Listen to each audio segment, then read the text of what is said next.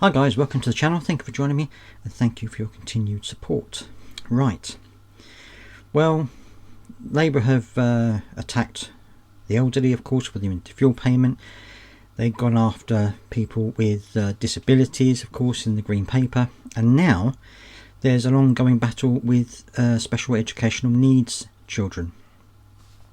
Now, essentially, the problem is that the government are refusing to rule out that they will do away with EHCPs, which are educational healthcare plans. And the reason why they want to do this is because, and I think a lot of this is because local authorities obviously have to spend money on special educational needs children, and councils are finding it increasingly difficult to fund this because of budget cuts and stuff like that. So essentially they would be a lot happier if EHCPs weren't a thing. Now the problem with that is that as someone who as a child had a statement, which is what EHCPs used to be, and also with my daughter having had an EHCP as well, I can understand how important those things are. It's like they are legally binding. The schools have to adhere to them. I'm not saying every schools do it with the best way, but they're supposed to adhere to what the EHCP says. And so by removing that, they're removing the protection that a lot of children have in that respect. Now, of course, they want to do reforms, and if they were going to bring in something that was as good, if not better, i.e. something that was easier to get, quicker to get, there wasn't so much of a backlog, something which was better for children, better for parents, better for schools to implement, that kind of thing, that would be a step in the right direction. But it looks as though this is just a cost-cutting exercise, just like it was with the disabled, just like it was with the pensioners. It's just a cost-cutting exercise because it's an avenue they can easily target.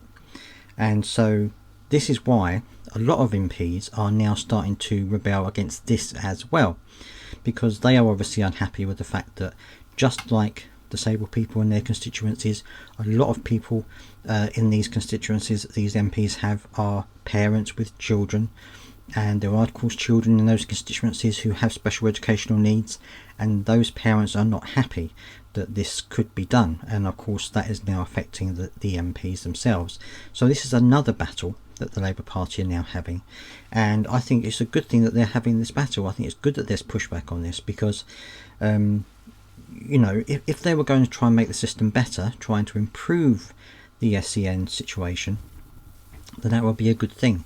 But it looks as though all they're trying to do is get rid of what costs the most money to the government and to local councils, which is absolutely wrong, because having that support there, not just for the child but also for the parents, having that support there is vital in some situations. If you have a child that has special educational needs, they don't always get the support they need from the school unless there's something in place which says they should do it. Certainly I know from my experience with my daughter, a number of opportunities to help my daughter were dismissed because she didn't have an EHCP, and it's only after we got the EHCP, which takes a long time to get, it's not easy, only after that did we actually find the schools being able to help us. So these are incredibly important, and I know that this doesn't necessarily relate to the demographic of my YouTube channel, but I thought it was an important thing to say, because obviously there are lots of lots of children, I should say, in the special educational needs network who may need onward support going forward when they get to adulthood.